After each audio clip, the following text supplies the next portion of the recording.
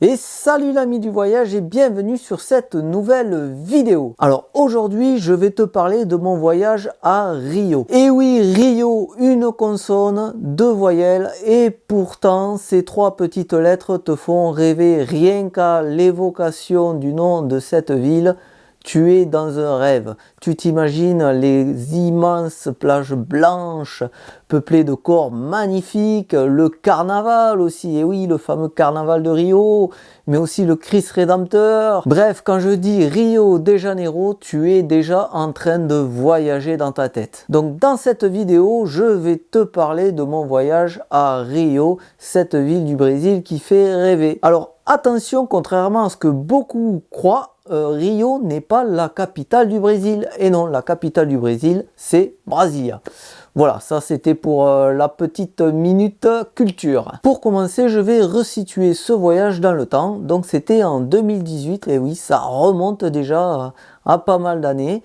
Donc c'était en 2018 et c'était pendant mon tour du monde et c'était le dernier pays que je visitais. Qui plus est, ce voyage à Rio m'a permis de boucler le fil rouge que je m'étais fixé pour ce tour du monde, qui était de voir les 7 merveilles du monde.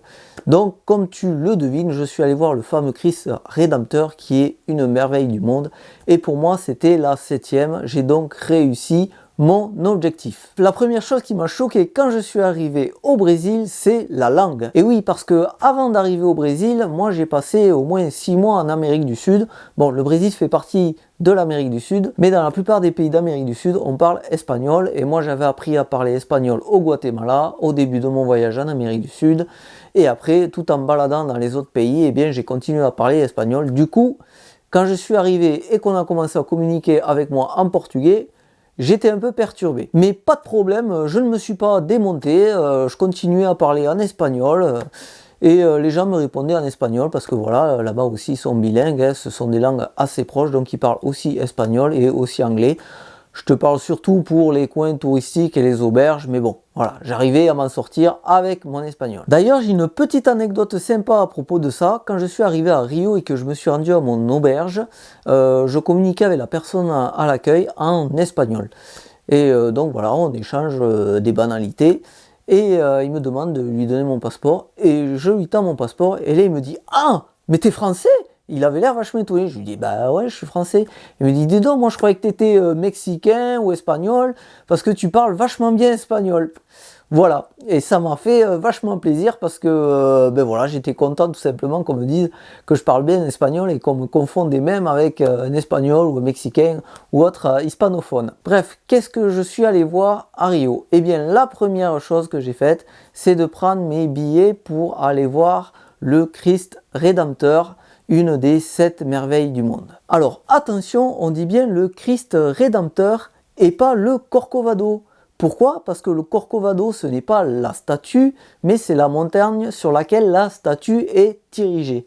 Voilà, ça c'était un deuxième point culture. Donc je suis monté au sommet du Corcovado pour voir le Christ Rédempteur et comment j'ai fait? Eh bien j'ai pris un petit funiculaire, voilà, un billet de train tout simplement pour aller là-haut, comme font tous les touristes en fait. Et ça, eh bien je l'ai fait 2 fois. Et ouais, je suis allé 2 fois voir le Christ Rédempteur. Pourquoi? Eh bien parce que la première fois, quand j'y suis allé, il faisait un temps dégueulasse. Il y avait du brouillard et on voyait que dalle. C'était vraiment ignoble quoi. Voilà, j'étais très déçu. Donc eh bien tout simplement, je suis redescendu pour y retourner le lendemain. Et le lendemain, le temps était au beau fixe. Et là, j'ai pu profiter de cette incroyable statue. Et tu sais quoi?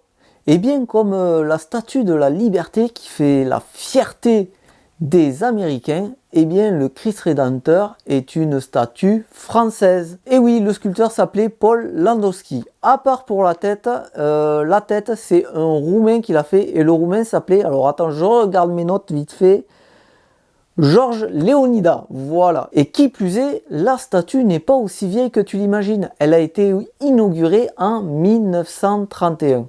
Et ouais, elle est toute neuve en fait. Voilà, ça c'était le troisième point culture de cette vidéo. T'as vu, on en apprend pas mal des trucs sur cette chaîne, l'air de rien. Mis à part la statue du Christ Rédempteur qui est vraiment exceptionnelle, j'ai adoré cette visite. Ce qui est super au sommet du Corcovado, c'est qu'on a aussi la vue sur Rio. Et là, c'est un paysage vraiment magnifique à couper le souffle. J'ai adoré. Deuxième visite, je suis allé voir la deuxième montagne célèbre de Rio, c'est le pain de sucre. Alors pourquoi on appelle cette montagne le pain de sucre? Eh bien tout simplement parce que quand on récoltait le sucre de canne, on le stockait dans des moules en forme d'ogive.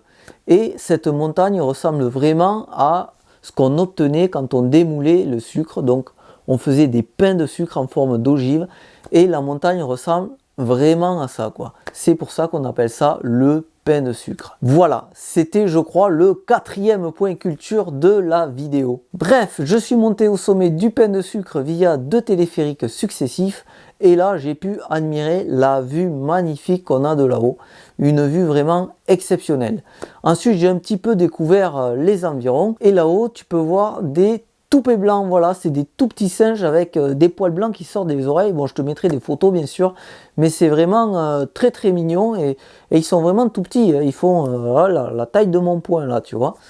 Et bon, tu en as plein. Alors forcément, il ne faut pas leur donner à manger, mais évidemment, il y a plein de touristes qui leur donnent à manger. Alors ça crée toujours un petit peu d'animation. Et bien sûr, ce que je te conseille de faire au Corcovado, c'est tout simplement de rester jusqu'au soir, jusqu'à la tombée de la nuit. Tu pourras admirer le coucher de soleil, mais aussi la ville illuminée le soir.